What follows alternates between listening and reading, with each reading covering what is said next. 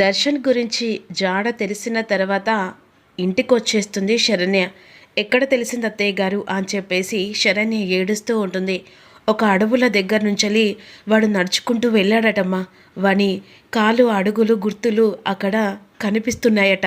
వెంటనే వెతుకుదాం పదమ్మా అని చెప్పేసి శరణ్యను ఆనంద భైరవి వెళ్తుండగా ఈ విషయం అనన్య తెలుసుకుంటుంది. ఇదేంటి, వీడు చచ్చిపోలేదా అనే విధంగా అనుకుంటుంది. వెంటనే ఎలాగైనా సరే వీళ్ళ చేతికి వాడు చిక్కక ముందుకే వెంటనే దర్శన్ని చంపి పడేయాలి అనే విధంగా పక్కగా ప్లాన్ చేస్తుంది. మరోవైపు సౌమ్య టెన్షన్ పడుతూ ఉంటుంది.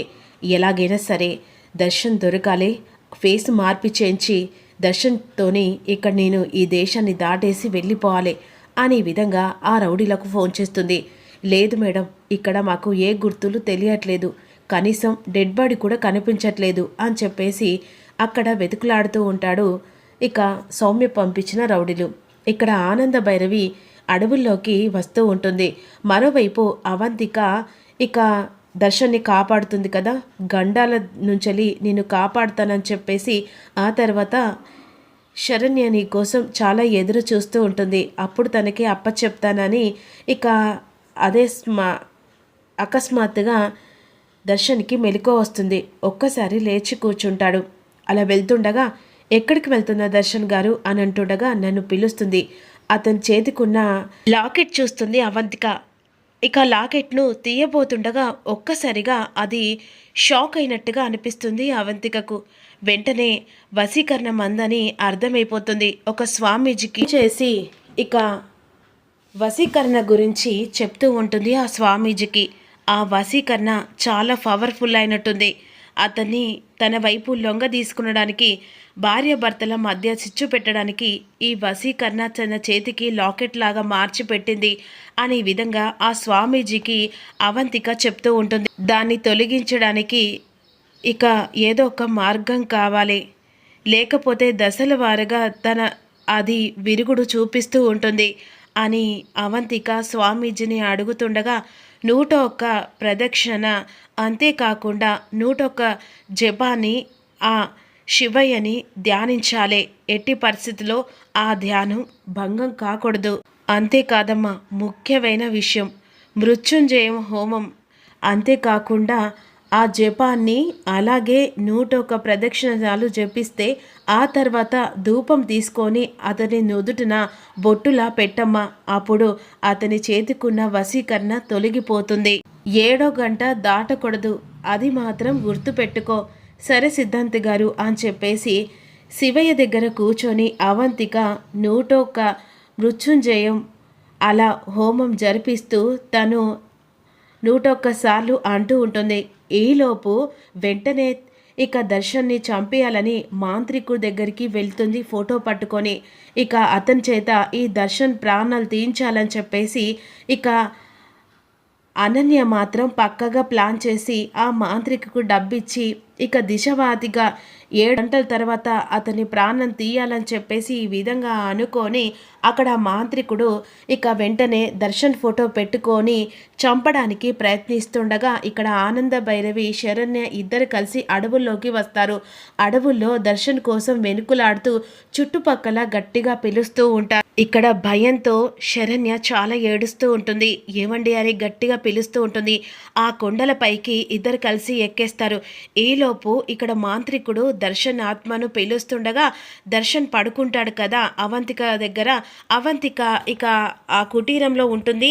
ఇతనికి బొట్టు పెట్టడానికి ఆ టైం చూసి వెంటనే బొట్టు పెట్టడానికి వచ్చేసరికి ఆ గదిలో బెడ్ మీద ఉండడు.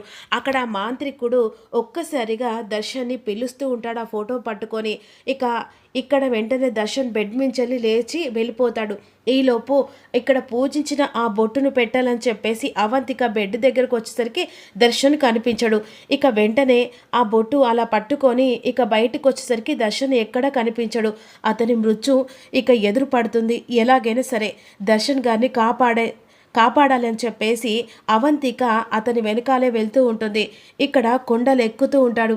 ఈలోపు ఇక సిద్ధంగా ఉన్నాడు, ఎదురుకు వస్తున్నాడు, తొందరపడకు బాలిక, ఇప్పుడు వాడి ముచ్చు వానికి ఎదురు పడుతుంది అనే విధంగా ఇక శరణ్య భయంతో ఇక్కడ టెన్షన్ పడుతుండగా అక్కడ అనన్య దర్శన్ని చంపేయడానికి మాంత్రికుతో ఇక మంత్రదండన చేస్తూ ఉంటుంది.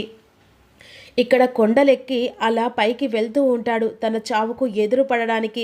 ఇక్కడ అవంతిక దర్శన్ గారు అని చెప్పేసి గట్టిగా పిలుస్తూ ఉంటుంది. కానీ దర్శన్ ఎక్కడా కనిపించడు. మరోవైపు అదే కొండల దగ్గరికి శరణ్య ఉన్ను ఆనంద భైరవి గట్టిగా పిలుచుకుంటూ వెళ్తూ ఉంటారు. ఈలోపు కొండ దూరం నుంచి దర్శన్ కనిపిస్తూ ఉంటాడు. ఒక్కసారిగా ఇక శరణ్య చూసి, అత్తయ్య అదిగో అదిగో అక్కడున్నాడు అత్తయ్య అని చెప్పేసి ఇద్దరు కలిసి అక్కడికి వెళ్తుండగా దర్శన్ ఇక్కడ తను ఆవిష్కరణలో ఉంటాడు కదా, అక్కడ అనన్య చేపిస్తూ ఉంటుంది కదా, తన మృత్యువు తన కళ్ళ కనిపిస్తున్నట్టుగా, తన చావు తనని ఎదురు రమ్మన్నట్టుగా ఇక వెంటనే అలా వెళ్తూ ఉంటాడు. ఏవండి ఏవండి అని చెప్పేసి గట్టిగా పిలుస్తూ ఉంటుంది. కానీ ఇక్కడ శరణ్య పిలుపు దర్శని చెవుకు చేరదన్నమాట. అతన్ని ఒక చావు మాత్రమే ఎదురు పడుతూ ఉంటాడు. ఈ రోజుతో దర్శన్ చచ్చినట్టే. ఎందుకంటే నేను చేసిన దానికి ఆ దైవం కూడా ఎదురు తిరగవలసిందే కదా అని ఈ విధంగా అనన్య విర్రవీగుతూ ఉంటుంది. మరి అమ్మవారితో పెట్టుకుంటే ఎలా ఉంటుంది? మాడి మసిబొగ్గు కావాల్సిందే. ఎందుకంటే ఎప్పుడు అన్యాయం గెలవదు కదా, న్యాయం అనేది ఒకటి ఉంటుంది కదా. అమ్మవారి రూపంలో ఇక్కడ అవంతిక వెంటనే దర్శన్ని కాపాడే ప్రయత్నం చేస్తూ ఉంటుంది. ఇక కొండల మధ్యలో వెళ్తుండగా ఈలోపు వెంటనే గబగబ వెళ్ళి దర్శన్ ఆఖరి టైంలలో కొండల నుంచి దునకబోతుండగా వెంటనే ఇటు ఆనంద భైరవి అటు శరణ్య పట్టుకుంటారు. వదలండి, నా చావు పిలుస్తుంది అని గట్టిగా అరుస్తూ ఉంటాడు. ఆ సమయంలో వెంటనే ఇక వాళ్ళిద్దరిని విసిరి కొడుతూ ఉంటాడు. ఇక్కడ శరణ్య పడిపోతుంది, అక్కడ ఆనంద పడిపోతుంది. అసలు అక్కడికి ఏం జరుగుతుందో కూడా వాళ్ళిద్దరికీ అంతు చిక్కని ప్రశ్న. ఇక్కడ వెంటనే అవంతిక ఆ అమ్మవారి కుంకుమ పట్టుకొని వస్తూ ఉంటుంది. ఈలోపు దర్శన్ని ఆగపట్టడానికి, ఏమైందిరా, ఎందుకు ఇలా చేస్తున్నావురా అని చెప్పేసి ఈ విధంగా కంగారు పడుతూ ఉంటుంది ఇక్కడ ఆనంద భైరవి. కానీ ఆనంద భైరవిను శరణ్య మాటలు ఆ దర్శన్కి చెవికెక్కవు. వెంటనే వాళ్ళిద్దరిని విసిరి కొడుతూ ఉంటారు. అవంతిక ఆ టైంలో వస్తుంది. దర్శన్ అని చెప్పేసి గట్టిగా పిలిచి అతని నుదుటిన కుంకుమ పెడుతుంది. ఒక్కసారిగా అక్కడికక్కడ స్పృహ పడిపోతాడు. తన చేతికున్న లాకెట్ ఒక్కసారి పగిలిపోతుంది, కింద పడిపోతుంది. దర్శన్ వెంటనే కింద పడిపోయేసరికి ఇక్కడ ఆనంద భైరవి తన ఓన్లో వేసుకుంటుంది. ఆ సమయంలో అమ్మవారి రూపంలో ఇక అవంతిక దర్శన్ని కాపాడేస్తుంది. అక్కడ అవంతికను చూసేసరికి అమ్మవారిలా ఆనంద భైరవికి కనిపిస్తుంది. మరి ఏం జరగబోతుంది? అనన్య వేసిన సౌమ్య వేసిన ప్లాన్ని ఎలా తిప్పి కొట్టబోతుంది అవంతిక అనే తెలుసుకుందాం.